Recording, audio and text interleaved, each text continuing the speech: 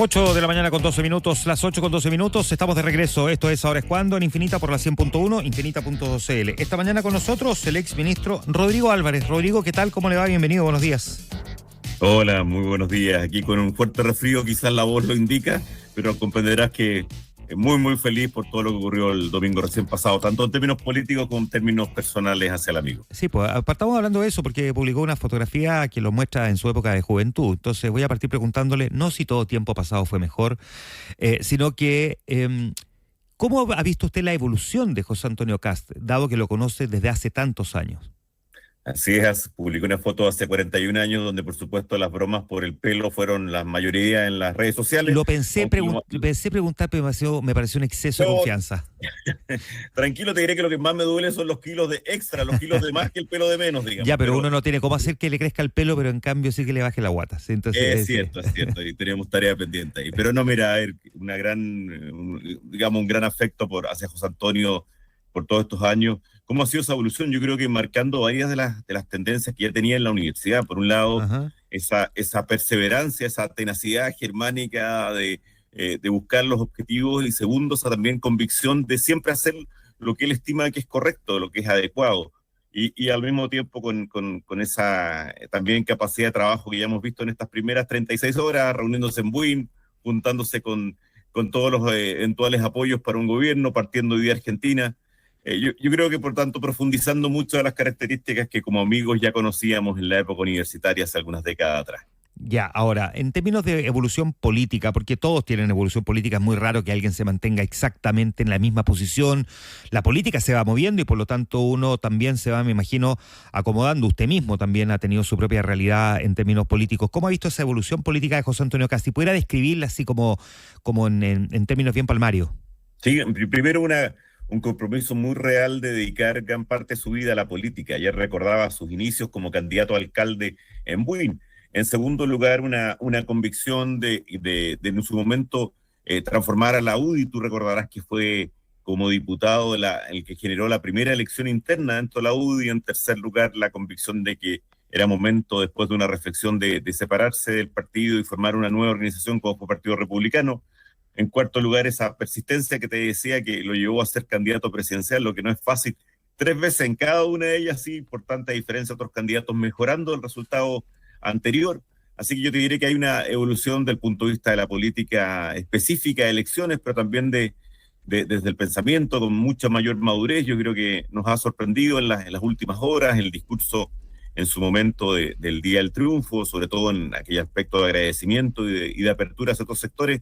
Así que ahí hay algunas claves para entender la evolución de tanto como político como también de parte de su pensamiento. Ahora, Rodrigo, usted fue ministro y la instalación de un gobierno, por supuesto, siempre es compleja. A usted le correspondió formar parte, además del gobierno del presidente Sebastián Piñera. Él mismo vivió sus avatares, ¿no? Cuando llegó el momento de instalarse, yo sé que en un momento además muy complejo. Chile venía de haber sido sacudido por un violento terremoto y por lo tanto eso desordenaba completamente los planes de quien se tenía que hacer cargo de los destinos del país, ¿no? Pero déjeme partir preguntándole dónde usted mira que van a estar los principales desafíos. En esa línea ya vamos a hablar de los que tiene proyectado que se autoimpuso el candidato o el presidente electo hoy, pero ¿dónde cree usted que pueden estar los mayores desafíos para alguien que llega a gobernar y que nunca antes lo ha hecho? Con un sector político que por lo demás tampoco nunca ha formado parte del gobierno, porque el Partido Republicano nunca ha sido parte como partido de un gobierno. Primero, que es importante recordar lo que tú haces de cómo cambian las circunstancias violentamente a veces para un gobierno. Tú recuerdas el 2010, cuando llegamos al gobierno, nosotros hemos reunido con el presidente Piñera, ya estábamos designados los equipos y las tareas para Hacienda, donde yo era el subsecretario, eran muy claras, eran aplicar el programa de gobierno y por tanto financiarlo, y por otra reestructurar el tema del déficit fiscal y mayor responsabilidad. Y de repente se nos cruzó un tercer objetivo que tenía la misma dimensión económica que los otros dos, como fue el terremoto. Lo mismo pasa en la instalación normal de un gobierno, como puede ser esta, el 11 de marzo, donde hay decenas de cosas por hacer, desde la designación de cargos, lo escuchaba con José Tomás, hay muchísimo. El Estado es un sistema que te cae sobre los hombros con un peso gigantesco, más de 3.000 designaciones, no solamente los temas de las balas de plata, sino que de norte a sur. Y por lo tanto, estos 90 días son absolutamente esenciales en ese trabajo, y además en la búsqueda política de armar será quizás una coalición, será un pacto de gobierno basado en un programa, serán acuerdos específicos, programáticos. Bueno, eso es el esfuerzo que hay que hacer estos 90 días y sobre todo con una conciencia muy grande, que para mí es la más importante, Juan Manuel. Ujú. Dos hechos históricos. O sea, que a mí me encanta tratar de poner las cosas en perspectiva histórica. En la primera vuelta, hace un mes atrás, la derecha sacó más del 50% de los votos con sus tres candidatos. Eso no ocurría desde 1946. O sea, esa es la diferencia de tiempo. Y lo segundo, hace 4 años y medio, es decir, no en la prehistoria, no en la colonia, hace apenas 4 años y medio, toda la derecha chilena, en la elección de la convención en que a mí me tocó ser candidato, obtuvimos toda la derecha chilena un 20% de los votos. 4 años y medio después tenés el 60%. ¿Eso es porque la gente se movió hacia la derecha? No, es porque te dio otra oportunidad sencillamente. Y eso te lleva a actuar con mucha responsabilidad, que es lo que yo creo que está haciendo el presidente Kast en estas primeras horas. ¿Los intereses de los chilenos se corrieron más hacia lo que la derecha estaba ofreciendo o más bien la derecha supo acomodarse mejor a lo que la gente estaba reclamando?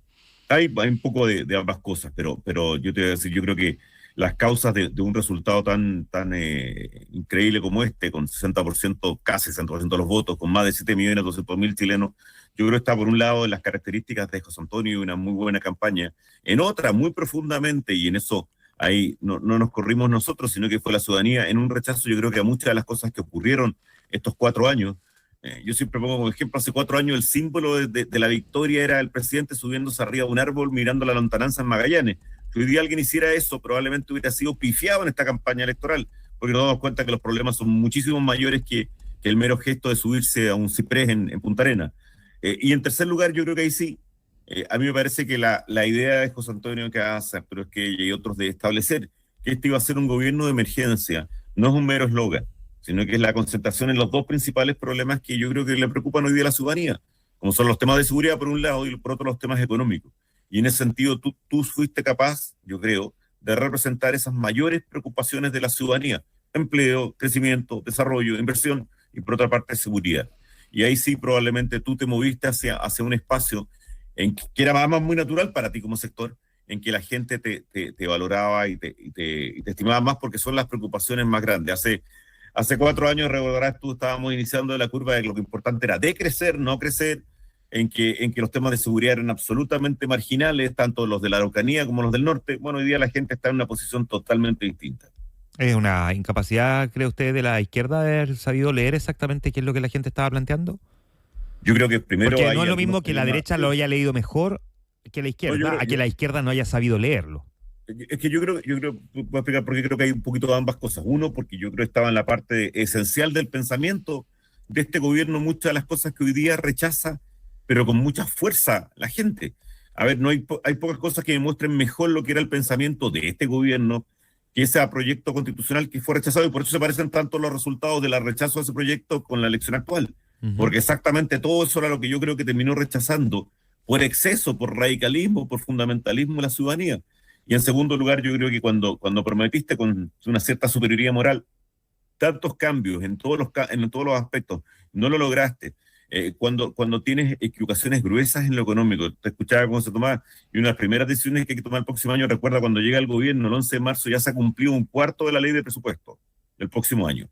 Y por lo tanto te queda un espacio bastante menor de lo que quieres hacer en el resto del año. Te queda solamente, digamos, el 75%, pues ya se gastó el primer 25%. Bueno, yo creo que ahí la izquierda gobernante no tuvo ninguna claridad del punto de vista de aquellos principales desafíos que tenían las personas. No hubo preocupación de la seguridad. Si uno empieza a recordar eventos, los indultos en su momento, la falta de preocupación, en los primeros episodios con TMV, después te vas desarrollando durante todo lo que fueron estos 4 años, yo creo que se dieron ambas cosas. Por un lado, ideológicamente la izquierda estaba mucho más lejano de lo que hoy día quieren los chilenos, y segundo, no tuvo la capacidad de moverse. Ahora, ¿qué no supo leer Chile Vamos entonces allí? Porque uno hubiese imaginado que, claro, si efectivamente las grandes banderas de la derecha y por lo tanto de la centro derecha eran orden y crecimiento económico, ¿por qué cree usted que el Chile Vamos no supo conectar lo suficiente con esa necesidad, que finalmente logra capitalizar mejor José Antonio Kast y de hecho mejor Johannes Kaiser que la propia Evelyn Matei? Y aquí lo hablo con mucho cariño porque, como tú señalabas en tu pregunta anterior, a mí me tocó en muchos momentos liderar aspectos de Chile Vamos. Fui Así el es, pues. primer presidente de la Cámara de Diputados, y hasta hace unos par de años atrás era el jefe de la mayoría de los convencionales de Chile Vamos. Y mi lejanía en esta elección fue clarísima a favor de José Antonio Kast, sin ser yo un integrante del Partido Republicano, sino que por claridad absoluta de que era la mejor opción, como terminó demostrando la ciudadanía. Lo primero que yo le diría a Chile Vamos, y lo digo con mucho cariño, es que antes de discutir si lo van a matar, como eran los primeros días después de la elección, o si lo van a resucitar, o si lo van a mantener en un respirador artificial, era hacer una autocrítica muy profunda. Si no es normal que una coalición política haya gobernado 2 veces en los últimos 15 años, 2 veces. Y eso no se daba a la derecha en la historia política del Chile hace 100 años, o sea, que en el periodo tan breve de tiempo, 2 elecciones la ganara la derecha. Bueno, y que al final de la primera ocasión pierde 1 millón de votos, y al final de la segunda ocasión sale cuarto, y al final de 4 años después sale quinto. Si tú no haces una autocrítica, y yo no lo veo todavía, vas a tener muchos problemas. Y además una autocrítica que deben compartir los partidos. Uno desaparece por falta de votos, otro pierde todos los senadores y otro cae fuertemente en diputados. Y yo creo que lo que falta es primero una autocrítica política. Y me parece que junto con una mala campaña en que no hubo nunca una claridad estratégica, a diferencia de lo que tuvo José Antonio Kast, yo creo que hubo errores muy grandes desde el punto de vista de esa identificación con la ciudadanía. Desde los temas de pensiones, que me parece que se fueron mal explicados, más que mal construidos, muy mal explicados, hasta la visión futura. ¿Cuál es el momento? Yo creo que lo comentamos, el momento en que en un momento dado yo decía que parecía que estaba claro que habían perdido el rumbo, era cuando te insistían una y otra vez que eran los únicos que tenían equipos para gobernar, lo que no me parece que era una realidad tan concreta. Y segundo, cuando te insistían que ellos eran los que podían llegar a grandes acuerdos nacionales, cuando yo creo que lamentablemente no está ese no es el eje, y luego lamentablemente de la política en los próximos años. Entonces yo creo que tenían una falta de comprensión de la realidad política que los llevó finalmente a ocupar un quinto lugar y a tener un muy mal resultado parlamentario. Yo espero que hagan la autocrítica del caso, porque me parece que para el futuro de un gobierno del presidente Kast se necesita muy claramente tanto la Fuerza Republicana, los Nacional Libertarios, los amarillos, los demócratas y Chile Vamos. Y espero que eso se conduzca pronto ya será una coalición o será un acuerdo político de gobierno. Ahora, Rodrigo Álvarez, conversamos con el exministro Rodrigo Álvarez. Volvamos entonces a esos desafíos que José Antonio Kast tiene por delante. Yo planteaba uno, es con qué se va a encontrar y las dificultades propias de quien asume el cargo. Otra, lo que representa el intentar implementar su programa de gobierno. Todos los presidentes tienen muchas dificultades para implementar su programa de gobierno. Uno es digamos, la ambición, el objetivo, la ilusión, si se quiere dicho de esa manera, y otro es la realidad. ¿Con cuánta dificultad se va a encontrar José Antonio Kast, considerando que no tiene un Congreso mayoritario? Parto por su último. La política es difícil y tú lo señalabas pensando en la difícil instalación y los muy complejos primeros 6 meses habitualmente que tienen los gobiernos. Hay que recordar los cambios de ministerios en muchos gobiernos, etcétera.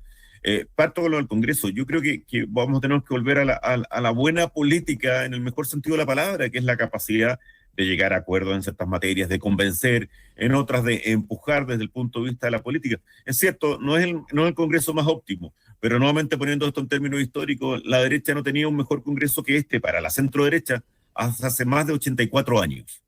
O sea, ese es también el nivel de historia. Por lo tanto, si tú me dices parte con un Congreso no tan bueno, pero mucho mejor que el que se ha tenido en muchísimos años, y eso te da un espacio de desarrollo y de acción política muy importante. Los desafíos son en todos los campos. Te pongo uno solo que a mí me llama mucho la atención. Tú que has cubierto muchas elecciones presidenciales. En todas las elecciones presidenciales lo que habitualmente uno hablaba era en qué iba a gastar el dinero. Sí, pues. En una reforma de pensión, en una reforma de educación, una reforma de salud. ¿Cuál fue la principal discusión macroeconómica de esta campaña presidencial? ¿Cómo ahorras dinero? E incluso la discusión entre las derechas era quién podía ahorrar más y más rápido. ¿Eso por qué? Porque esto es indispensable. Esto te lo exige la adecuada recuperación económica del país.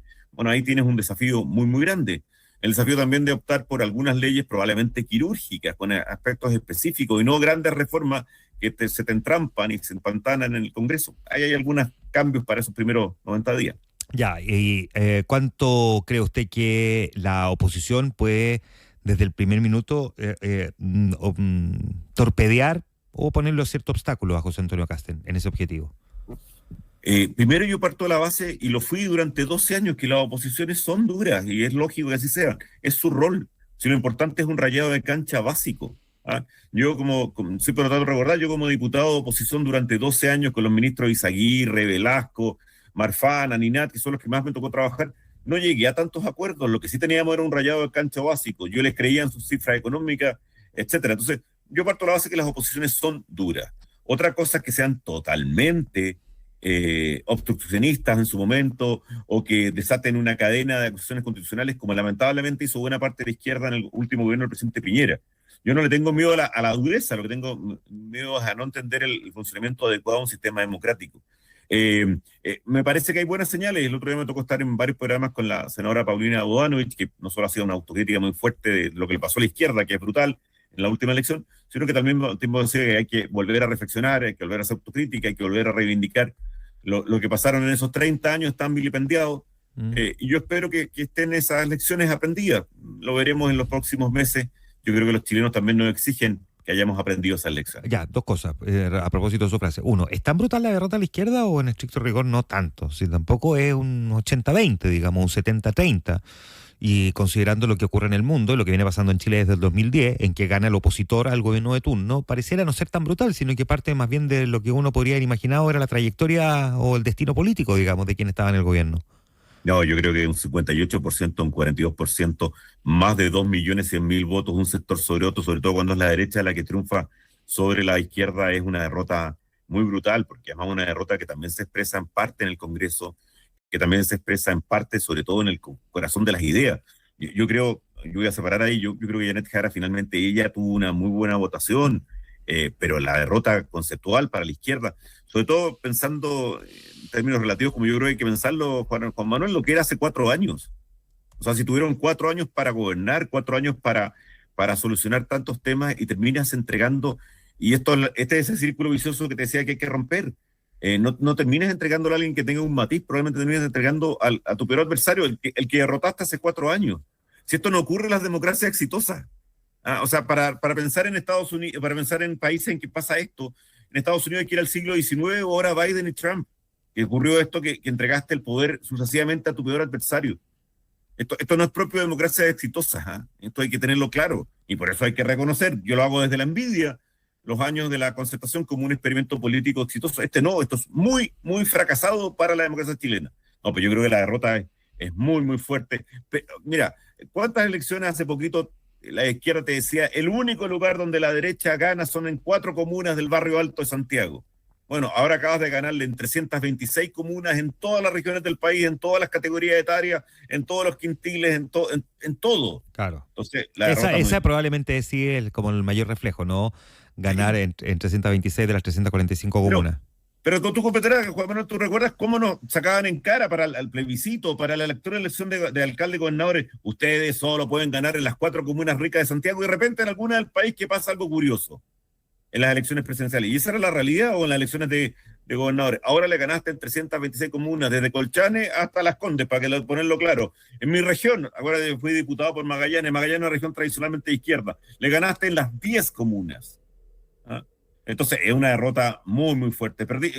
Hay regiones completas que sacaste más del 60% de los votos. Entonces yo creo que el Janet Jara hizo un mérito que a mí me sorprendió, que fue ampliar bastante su votación con relación a la primera vuelta. Pero la derrota para la izquierda es gigantesca. Ojo, y te insisto, esto no es para que la derecha nos creamos el cuento, ¿no? O sea, hace 4 años y medio, tú recordarás los convencionales que decían que nosotros no teníamos derecho a participar en el debate, que teníamos que sumarnos solamente, porque la historia se había clavado, en la rueda de la historia se había clavado, y nosotros ya no contábamos nada.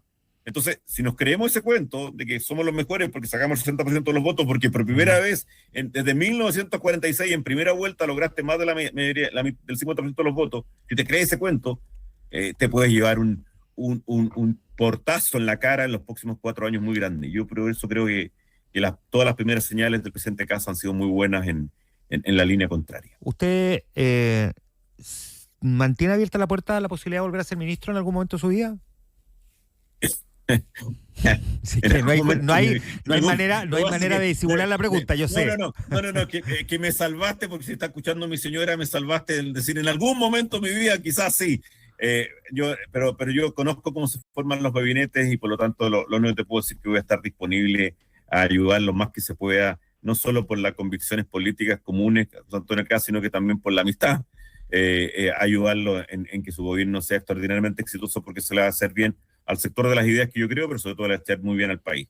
Lo que pase en puesto en términos personales solo lo dirá el tiempo, y sobre todo para que mi señora no me rete al final de esta entrevista. Ya, ahora, ¿usted cuándo cree que sería un buen momento para anunciar ese gabinete? Estoy pensando en que mientras antes estén claros los ministros, antes empieza el traspaso de información entre el ministro saliente y el ministro entrante.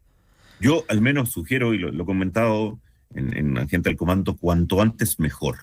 O sea, lo más rápido posible. Por dos razones. Una, porque yo creo que hay tres razones. Para complementar una que tú hablabas con eso más. Uno, por la enorme cantidad de trabajo que hay que hacer. Trabajo programático, hay muchísimo que hacer. Y que es natural que se hagan estos 90 días. De repente escucho a algunas personas que dicen, ojalá el traspaso sea más inmediato. No, yo creo que no, al contrario. Los 90 días están muy bien para cualquier gobierno, te lo digo transversalmente, ¿eh? Porque creo que hay mucho todavía trabajo programático para afinar proyectos de ley, decisiones administrativas, decretos, etc. Segundo, por la cantidad de cargos. Y tercero, por ese natural traspaso de poder que dices tú, que es tan indispensable. O sea, hay otros países que tienen modelos distintos, como Inglaterra, pero el nuestro hay un traspaso de poder gigante. O sea, imagínate las empresas públicas, solo por poner un ejemplo, los directorios que hay que nombrar, los gerentes que hay que nombrar, las evaluaciones que hay que hacer. Yo siempre recuerdo cuando llegué a ser secretario de Hacienda, de inmediato no solamente tenías todas las responsabilidades económicas, tenías 10 servicios tan grandes como aduana, impuestos internos, tesorería, en esa época la super de valores, la super de bancos, que de alguna forma tenías que también dirigir, más allá de las independencias legales. No, es muy grande, así que cuanto antes aquellas personas que van a ser ministros, tanto políticamente como sectorialmente, lo sepan, yo creo que es mucho mejor para el país. Rodrigo Álvarez, el exministro, conversando esta mañana con nosotros. Rodrigo, como siempre, un gusto. Muchas gracias. No, muchas gracias a ti. Y disculpa la voz por el resfrío. No, pasó piola. Gracias, Rodrigo. Gracias. Chao.